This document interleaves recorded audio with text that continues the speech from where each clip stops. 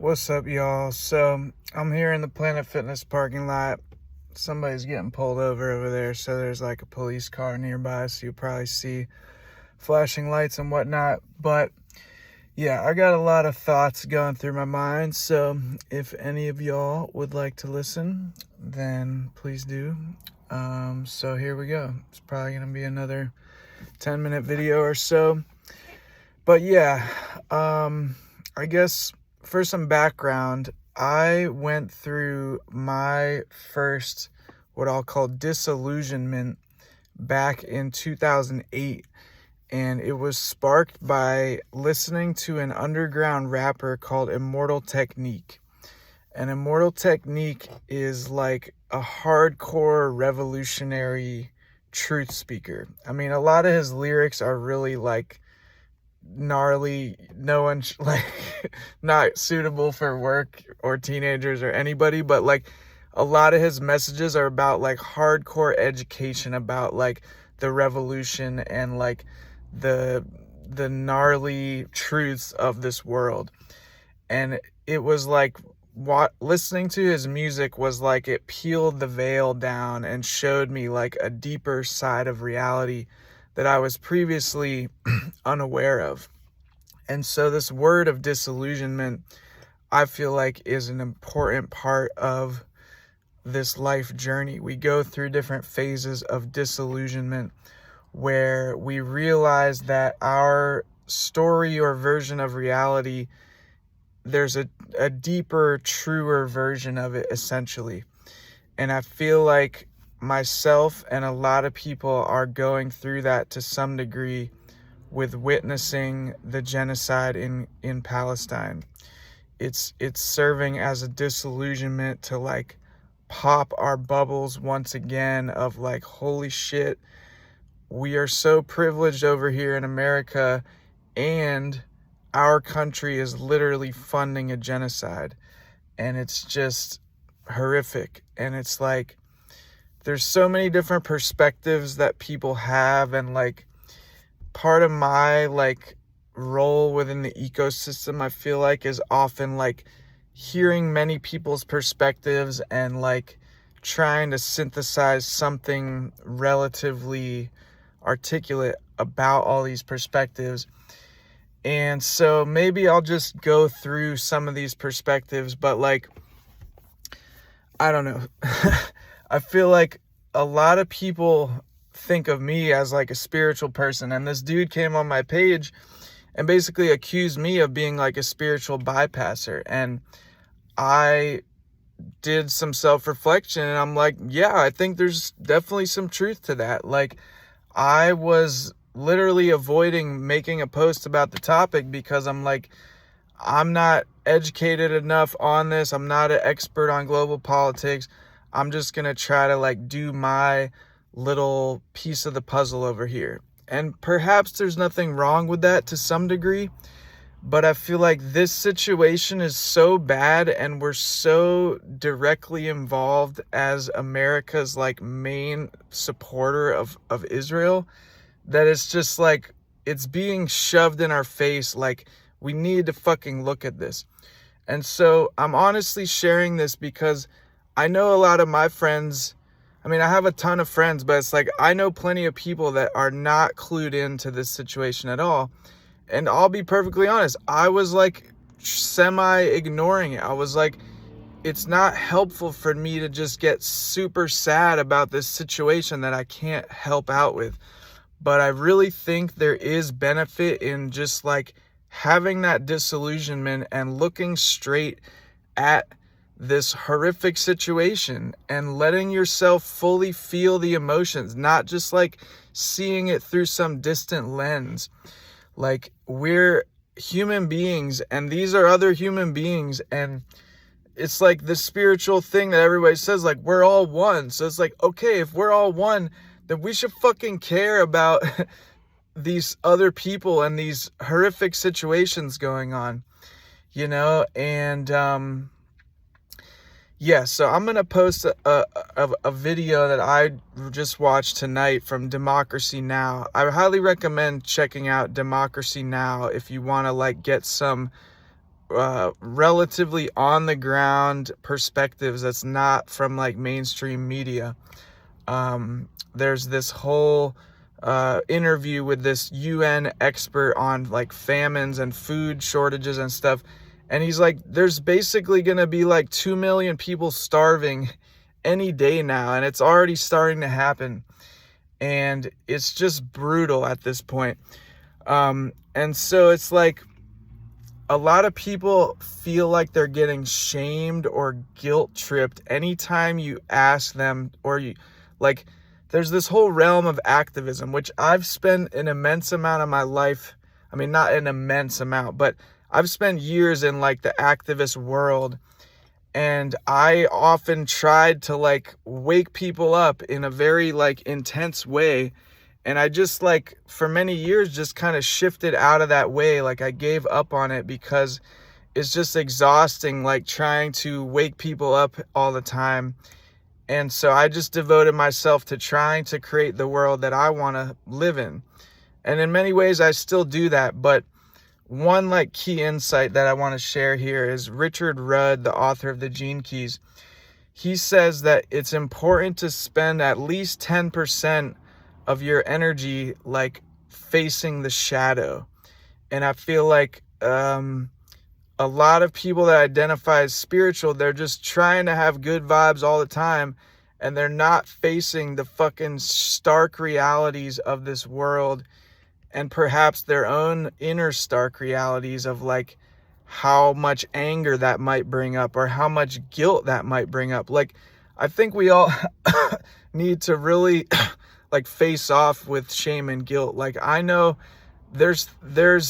I do feel some degree of guilt and shame for like the amount of just like privilege that I've had for my entire life when these other people are just getting fucking demolished. Like, who am I to it's just like, I think facing off with guilt and shame could really help us out a lot, because maybe there's something underneath that. Maybe maybe underneath that guilt is this rage or this desire to actually try to make a positive change in the world. And so another person that I want to quote is so Richard Rudd, to backtrack, says 10% of your energy should go towards facing the shadow. So I'm like, any of us that are spiritual, we should not be just focusing on positive everything all the time. 10% of our energy should be like, holy shit, this is going on. Holy shit, everyone's fucking phone is made by child slavery. Like, who wants to talk about that? You know, all these fucking issues. And like, for anyone that thinks I'm just like lollydop pie in the sky thinking, like, I've gone down like pretty much every fucking rabbit hole of how horrific this world is. And I've fucking cried my eyes out a million times. I've fucking raged in the woods a million times. And I've just tried to devote my energy towards creating the world I want to live in. But that process of going through my deep emotions has been a huge part of my journey. And I feel like a lot of people are just like beating around the bush of facing off with those intense emotions and then navigating authentically from that point forward. So Joanna Macy, who's a great human being, tons of great books and everything, she says like a lot of times facing off with our deep emotions of sadness, anger, grief, guilt, shame, it like frees up a lot of energy to actually take positive action forward. And a lot of us might feel stuck if we're not allowing these emotions to process through. So that's a great quote to check out, or a great person to check out, Joanna Macy as well. So I don't really have any grand thesis here. I mean, I will honestly share, like, a part of me feels guilty for promoting my own little things that help me to make a living, like my workshop coming up, which semi-ironically, my workshop is called Sharing Your Message with the World. And I'm like, right now, this is the message that I feel humanity needs to have, a fucking group hug and like realize that the the Israeli army is just on this fucking rampage to destroy the nation of Palestine, essentially, and cause a famine there. And like, we need to fucking do something about it, or at the very least, just like witness this horrific thing so that we can learn from it, or send love and compassion. Like, anything besides just like put our heads in the sand feels like the right thing to do, in my opinion. And so, yeah, a part of me feels guilty for like sharing anything about my own stuff, because like, why should I be like super happy over here when people are being fucking starved to death on the other side of the world? You know, and of course, plenty of people, they commented on my other stuff. They're like, Kevin, you don't have to feel bad about this. You don't have to follow along with every like woke thing. And I'm like, yes, I get that. And that's a whole like lens to consider too. But this is my authentic thing. No one's like pressuring me into feeling this way. I was already feeling a lot of this stuff before this dude called me out. And I think it was good that he called me out. Like, he brought this out of me. And I mean, back in the day, I just wanted to fucking shout in everyone's face, like, look at this. I mean, literally the thing that got me started on activism in 2009 was the genocide in Darfur in Sudan. And I watched this documentary one day when I was sick from school. It was like a George Clooney documentary. And it just like hit me to my fucking core. I was like, Americans are over here fucking obsessed with celebrities, eating ourselves into obesity and oblivion. Meanwhile, people in Africa are being fucking mowed down and just like starved to death. Like, what the fuck is going on?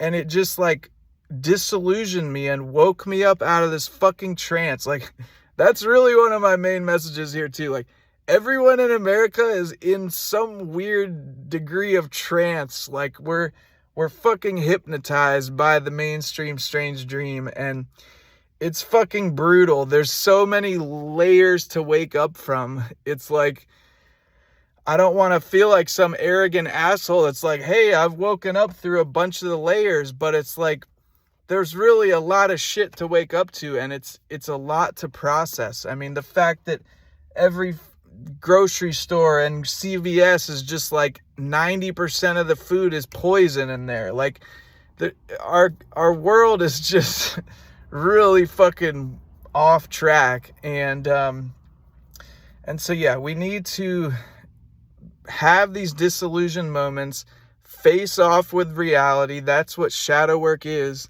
There's a quote from Lauryn Hill that I feel like pertains to all this, which is, she says, fantasy is what people want, but reality is what people need. And yeah, that's one to remember. So anyways, yeah, I just wanted to speak some of my truth here. And it's like, I can't please anyone any of the time. I can't please all the people all the time. I'm just trying to speak my little puzzle piece. And so I'm going to post the link to this Democracy Now! I recommend just checking out Democracy Now! In general. And it's like, if you have been avoiding facing this thing, I invite you to really consider, like, what is the story you're telling yourself to not pay attention to this situation? That's my first invitation. And then my second invitation is, like, regardless of what the story is, pay attention to it for a little bit and see what comes to you, because it's really fucked up. And facing off with the reality can be a healing thing, and it can also help us to somehow find a path forward. So that's my message for now.